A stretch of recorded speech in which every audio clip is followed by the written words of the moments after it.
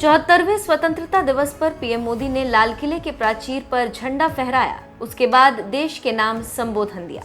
लाल किले के प्राचीर से पीएम मोदी ने देश की महिला शक्ति को भी नमन किया।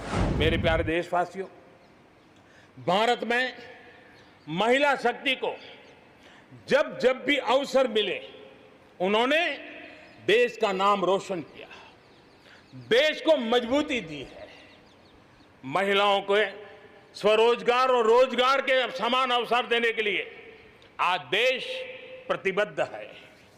आज भारत में महिलाएं अंडरग्राउंड कोयले की खदान में काम कर रही हैं, तो आज मेरे देश की बेटियां फाइटर प्लेन भी उड़ा करके आसमान की बुलंदियों को चूम रही है। आज भारत दुनिया के उन देशों में है जहां नौसेना और वायुसेना में महिलाओं को कॉम्बैट रोल में शामिल किया जा रहा है।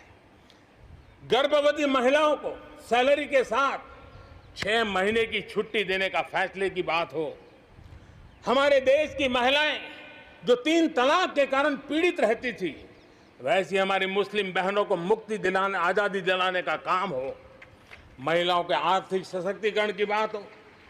40 करोड़ जो जनधन खाते खोले गए हैं, उसमें 22 करोड़ खाते हमारी बहनों के हैं। कोरोना काल में करीब 30,000 करोड़ रुपए इन बहनों के खाते में जमा कर दिए गए हैं।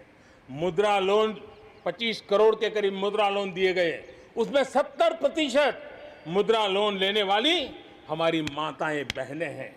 प्रधानमंत्री आवास योजना के तहत जो खुद का घर मिल रहा है, उसमें अधिकतम रजिस्ट्री भी महिलाओं के नाम हो रही है। मेरे प्यारे देशवासियों, गरीब बहन बेटियों की बेहतर स्वास्थ्य की भी चिंता यह सरकार लगातार कर रही है। हमने जन औषधि केंद्र के अंदर 1 रुपये में सैनिटरी पैड पहुंचाने के लिए एक बहुत बड़ा काम किया।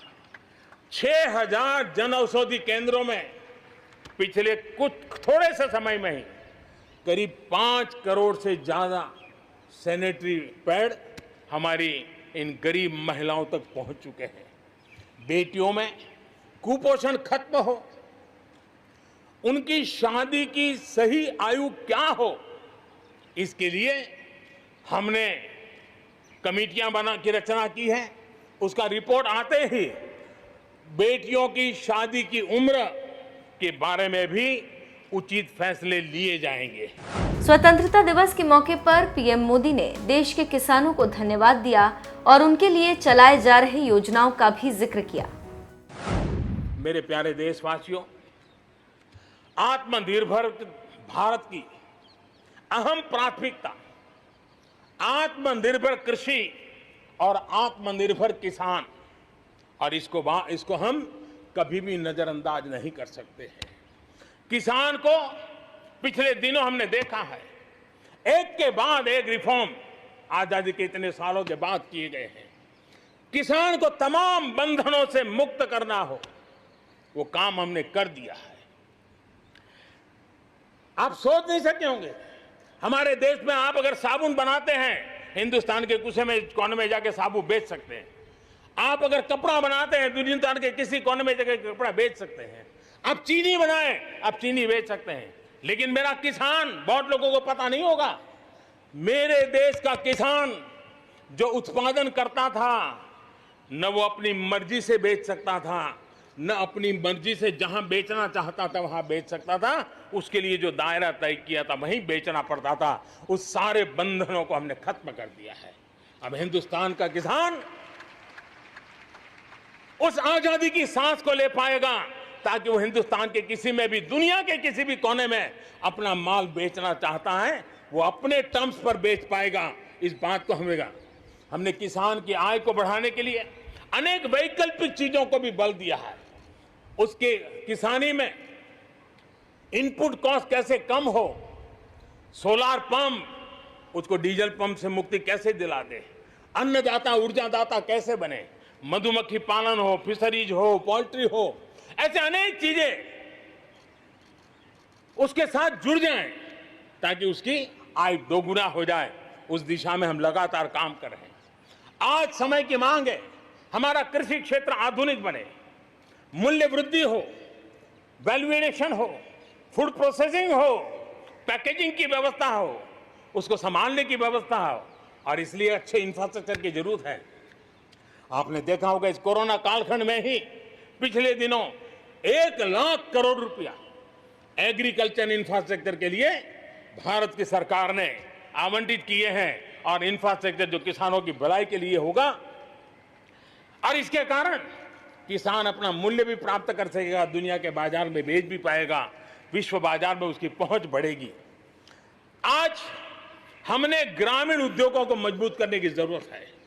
ग्रामीण क्षेत्रों में विशिष्ट प्रकार से आर्थिक क्लस्टर बनाने जाएंगे। कृषि और गैर कृषि उद्योगों को गांव के अंदर एक जाल बनाई जाएगी, और उसके कारण उसके साथ साथ किसानों के लिए जो नई एफपीओ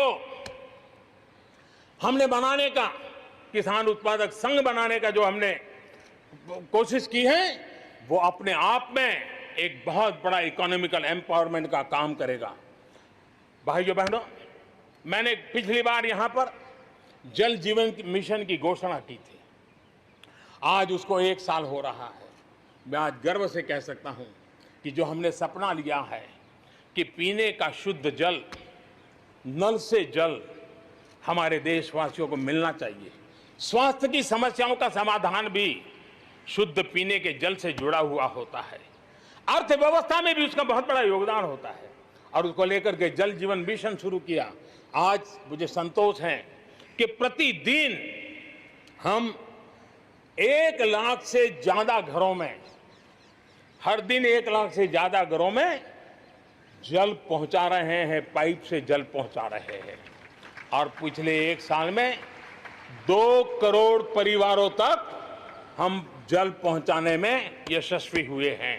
और विशेष करके जंगलों में दूर दूर रहने वाले हमारे आदिवासियों के घरों तक ये पहुंचाने का काम, बड़ा अभियान चला है। और मुझे खुशी है कि आज जल जीवन मिशन ने देश में एक तंदुरुस्त स्पर्धा का माहौल बनाया है। जिले जिले के बीच में तंदुरुस्त स्पर्धा हो रही है, नगर नगर के बीच में तंदुरुस्त स्पर्धा हो रही है, राज्य राज्य के बीच में तंदुरुस्त स्पर्धा हो रही है।